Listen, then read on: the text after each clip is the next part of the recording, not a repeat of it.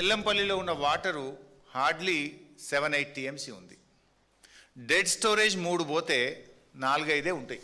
NTPC విద్యుత్ ఉత్పత్తి చేయడానికి ఒక సంవత్సరానికి 5 టీఎంసీలు కావాలి. సింగరేణి థర్మల్ పవర్ ప్లాంట్లో విద్యుత్ ఉత్పత్తి ఆగొద్దు అంటే సంవత్సరానికి 5 టీఎంసీలు కావాలి. హైదరాబాద్ మంచినీళ్లకు ఎల్లంపల్లి నుంచి 10 టీఎంసీలు కావాలి. లోకల్ డ్రింకింగ్ వాటర్కు 2 నుంచి 3 టీఎంసీలు కావాలి. ఇప్పుడు అక్కడ ఉన్నాయి డెడ్ స్టోరేజ్ తీసేస్తే 4-5 కూడా లేవు.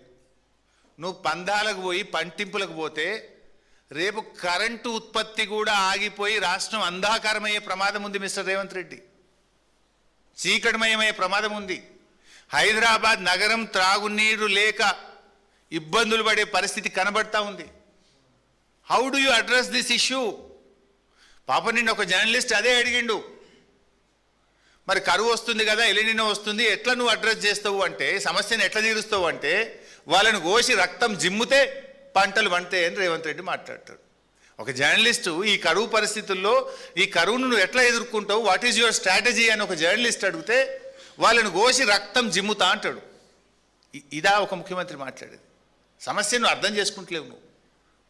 రేపు ఎన్టీపీసీకి 5 టీఎంసీలు కావాలి, సింగరేణి పవర్ ప్లాంట్కి 5 టీఎంసీలు కావాలి, హైదరాబాద్ మంచినీళ్ళకి 10 టీఎంసీలు కావాలి, రామగుండం మంచిర్యాల్ ఆయా జిల్లాలకు త్రాగునీటికి 3 టీఎంసీలు కావాలి. ఆడు ఉన్నాయా 4-5 లేవు.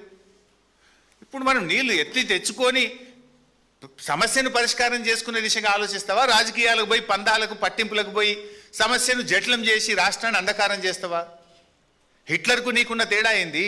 హిట్లర్ అదే కదా చేసింది పిచ్చి పనులు.